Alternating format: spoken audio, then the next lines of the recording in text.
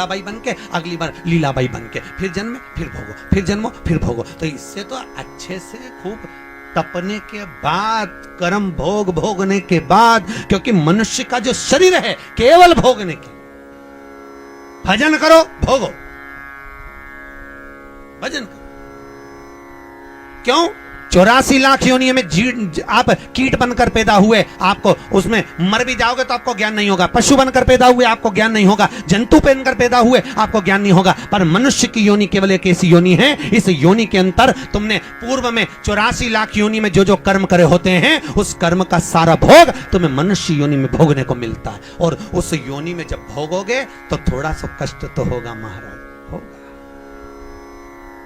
कई लोग कहते हैं हमारी पड़ोसन तो अगरबत्ती नहीं लगाती गुरुजी तो भी खुश, कभी मंदिर नहीं जाती पड़ोसन, कभी शंकर जी को लोटा भर पानी नहीं चढ़ाती तो भी भगवान खूब दे दिया, और हम तो रोज मंदिर जाएं, व्रत करें, उपास करें तो भी दुखी हैं। उसका क्या कारण है? तो शिव महापुराण में लिखा, एक बार देवऋषि नारद भगवान विष्णु के पास में पहुंचे और भगवान विष्णु से कहा, नारायण, दुनिया के लोग अगरबत्ती नहीं लगाएं, भगवान का पूजन नहीं करें, पाठ नहीं करें तो सुखी रहते हैं, और दुनिया के लोग भगवान का भजन पूजन करते हैं तो दुखी रहते हैं, ऐसा क्यों? भगवान विष्णु ने कुछ बोले नहीं। भगवान विष्णु बोले, मुझे भूख लग रही है, मेरे साथ पृथ्वी पे घूमने चल।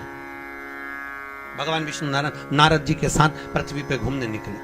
अब जैसे ही नारद जी के साथ घूमने निकले तो भगवान विष्णु ने एक सेठ जी का घर देखा। नारद जी बोले, महाराज, ये सेठ जी का घर है, खूब बड़ा धर्मात्मा दानी है, चलो इसके यहाँ कुछ खाने को मिल जाएगा। भगवान विष्णु ने मनुष्य का रूप रखा, नारद जी ने मनुष्य का रूप रखा, साधारण रूप बन रखकर दरवाजा बजाया। सेठ जी, ओ सेठ जी, सेठ जी, सेठ जी बाहर निकल कर आए। क्या है? हमें भूख लगी है, कुछ दान दे दो। इतने में सेठ जी बोले, तुम्हारा बाप रख के गया, दान दे दो। चलो निकले यहां से, भाग, निकल जाओ यहां से। सेठ जी ने धक्के मार के देवऋषि नारद और भगवान विष्णु को भगा दिया। इतने में देवऋषि नारद को क्रोध आया। देवऋषि नारद ने कहा, महाराज, इसने अपमान करा है, अपने को धक्के मारकर निकाला है, श्राप दे दो, बर्बाद हो जाए। भगवान विष्णु ने पीछे पलटकर सेठ जी को देखा। देखकर भगवान विष्णु ने दोनों हाथ उठाकर कहा, जा, तेरे यहां खूब लक्ष्मी बढ़ जाए, खूब लक्ष्मी बढ़े, और बढ़े और बढ़े।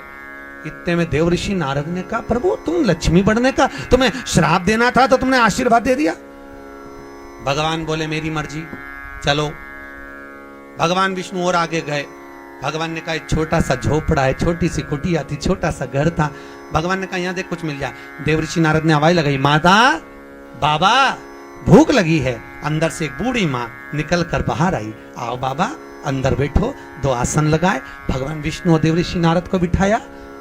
माता जी ने कहा, बाबा क्या चाहिए? हमें भूख लगी है। माँ बोली, बाबा, मेरे यहाँ खाने का तो कुछ नहीं है, एक गाय है, गाय दूध देती है, हम उसका ही पालन करते हैं, आपको मैं दूध ला कर देती हूँ। माता जी ने पानी पिलाया, दूध लाकर देवऋषि नारद भगवान विष्णु को दिया।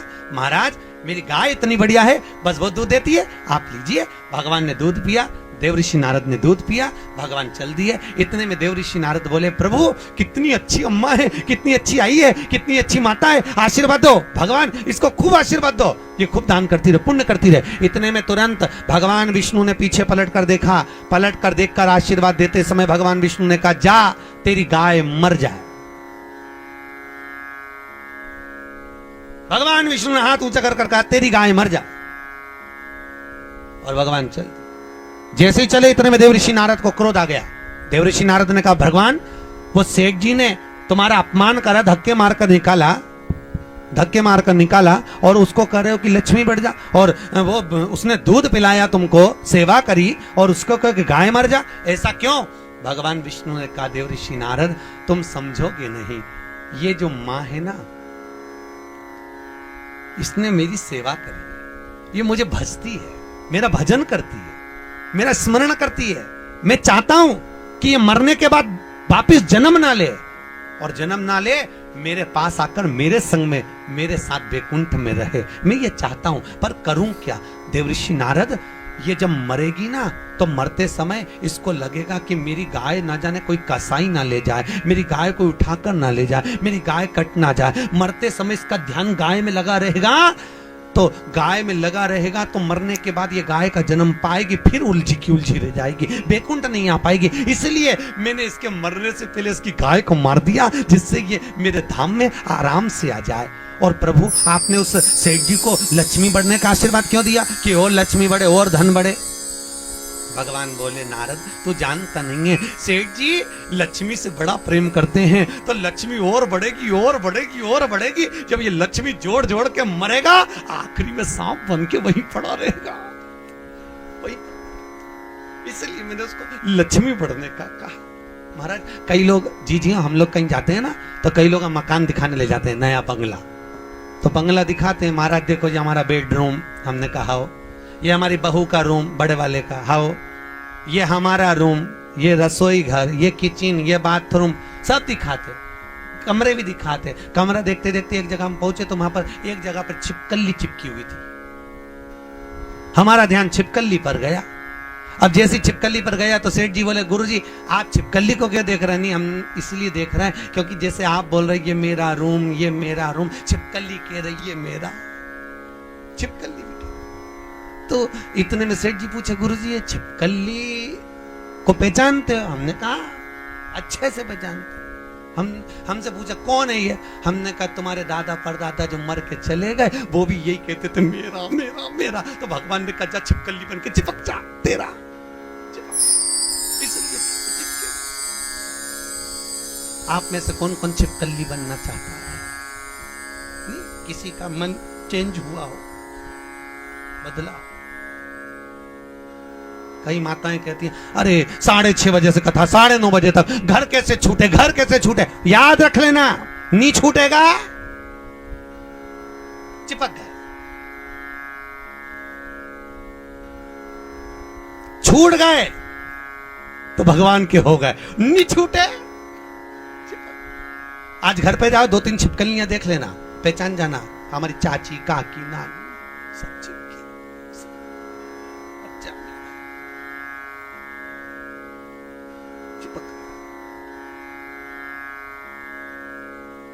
और कल आओ तो अपनी अड़ोसन पड़ोसन से भी कह देना छिपकली नहीं बनना हो तो चल, और बनना हो तो रह जा, तेरा मन, तुझे रहना हो तो बात दूसरी। क्या करें? कितने दिन की कथा है? जम के तो बोलो 7 दिन, केवल 7। विवाह हुआ तो फेरे कितने डले? 7। शास्त्रीय संगीत के सुर कितने? 7। जन्म कितने दिन में हुआ? 7 दिन। कोई रविवार को, कोई सोमवार को, कोई मंगल, कोई बुध, कोई गुरु, कोई शुक्र, कोई शनि। मरोगे कब? यही 7 दिन। कथा कितने दिन की? 7 दिन की। वही 7 दिन हमारे जीवन के, रविवार को जन्म हुआ, सोमवार को बड़े हुए, मंगलवार को ब्याह हुआ, बुधवार को बच्चे हुए, गुरुवार को बीमार पड़े, शुक्रवार को हॉस्पिटल गए, शनिवार को सीताराम हो गए। अब समझ में ये नहीं आ रही है कथा कौन से दिन सुनाओगे? कथा सुनने का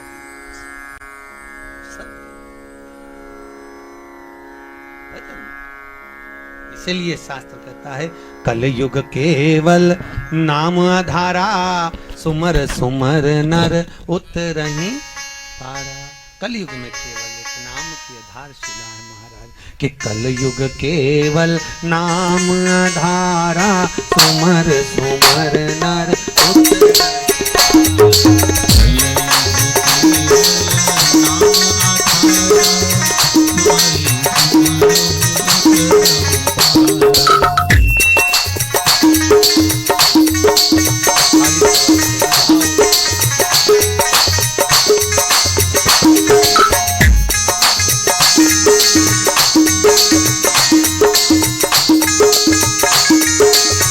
जय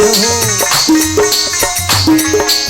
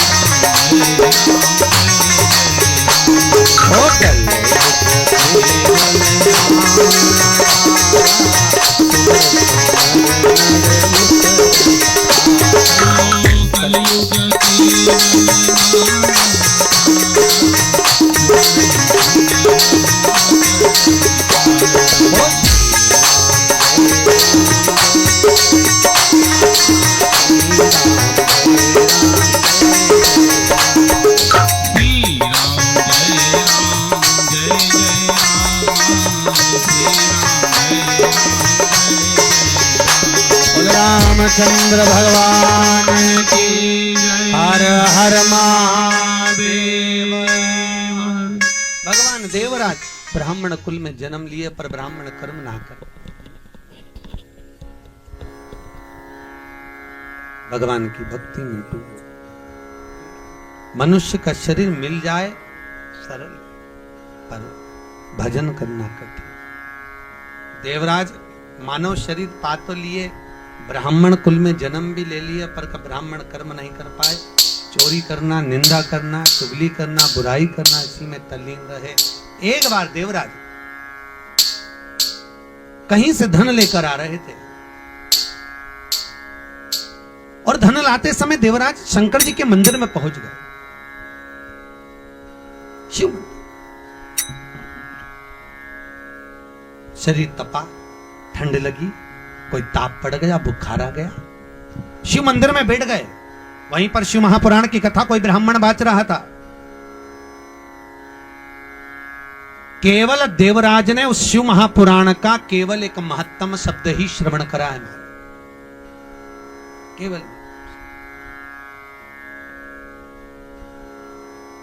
कथा सुनने का नियम क्या नियम है कथा सुनने का?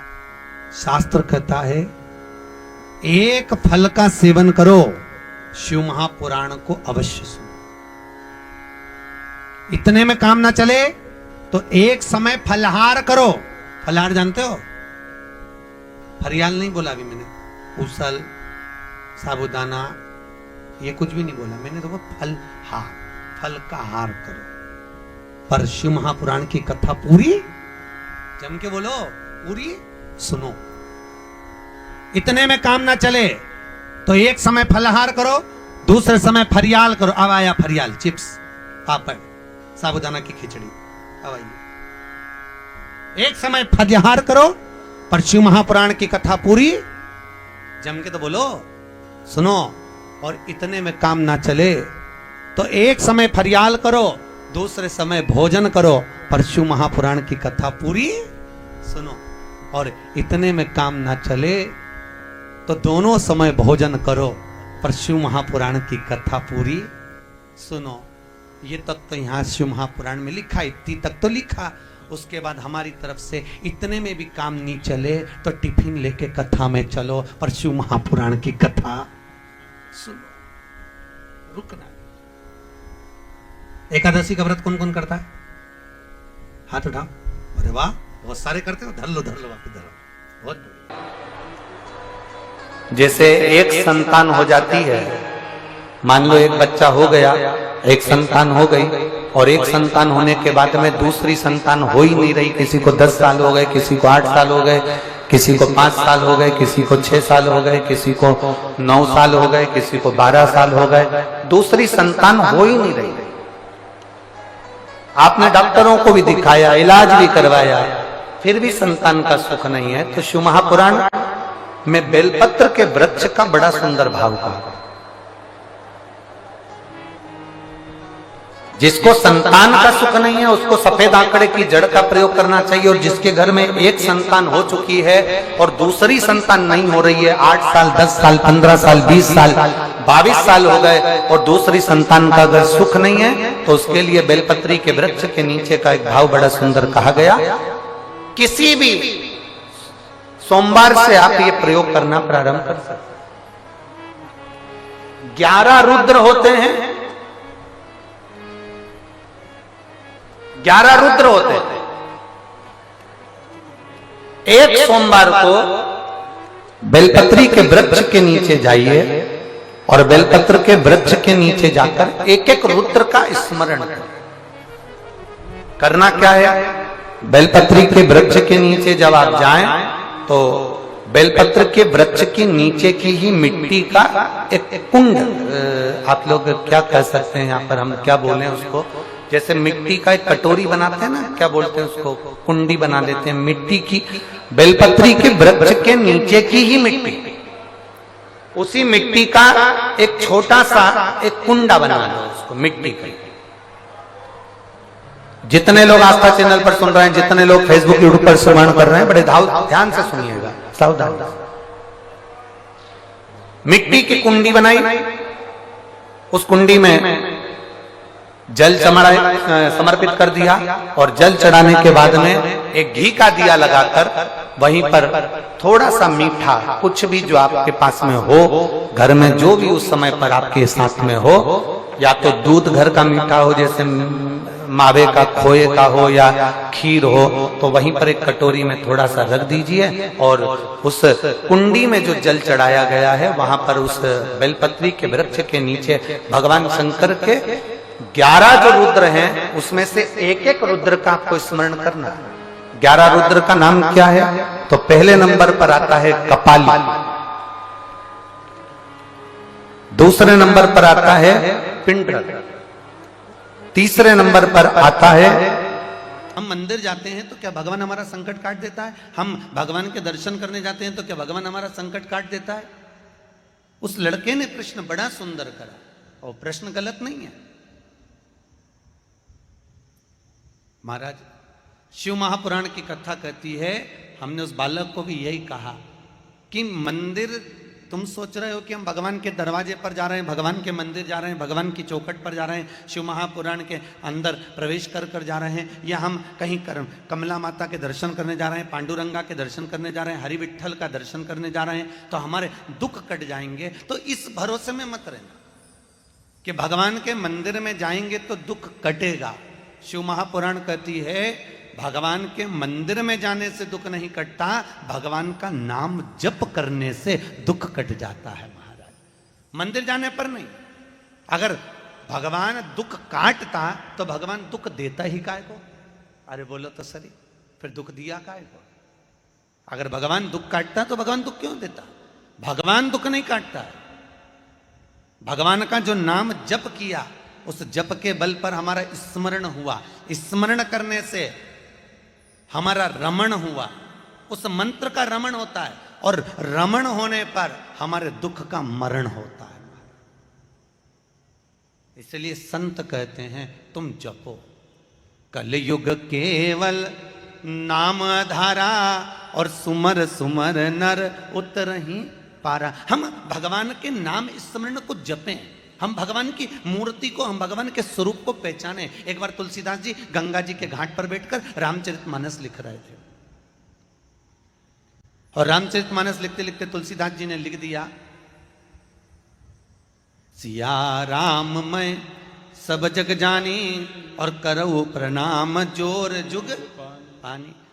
तुलसीदास जी लिख रहे हैं कि पूरा सृष्टि, संपूर्ण जगत, तुलसीदास जी लिख रहे हैं सब राममय हैं, सब में राम देखो, पशु में, पक्षी में, जानवर में, कीट में, पतंगे में, मनुष्य में, आदि जलचर, थलचर, वायुचर जितने भी हैं सब में राम देखो। ये तुलसीदास जी ने उस चौपाई में लिख दिया, सिया राममय सब जग जानी, और करहु प्रणाम जोर जुग पानी।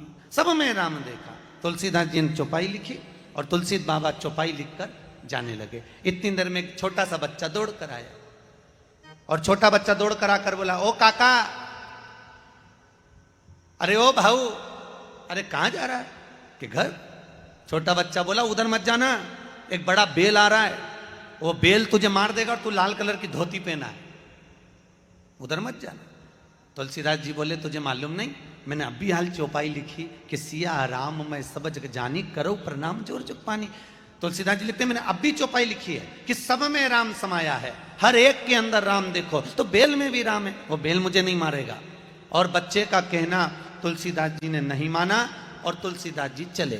जैसे ही तुलसीदास जी आगे बढ़े, बेल आया, उस बेल ने तुलसीदास को सींग पे उठाया, पटक दिया, पांव से रोंदा और चले गया। तुलसीदास जी वापस गंगा जी के घाट पर आए और तुलसीदास जी ने कलम उठाकर चौपाई को काटने के लिए बैठ गए कि अब मुझे ये चौपाई लिखना ही। मैंने तो लिखा था सिया राम मैं सब जग जानी, करो प्रणाम जोर जुग पानी, सब में राम देखा इसलिए मैंने चौपाई लिख दी, पर उस बेल ने मुझे क्यों मारा? और तुरंत चौपाई काटने लगे। इतनी देर में हनुमान जी महाराज प्रकट हो गए। हनुमान जी ने कहा तुलसीदास क्या कर रहे हो? तुलसीदास जी बोले चौपाई काट रहा हूं, मैंने सब में राम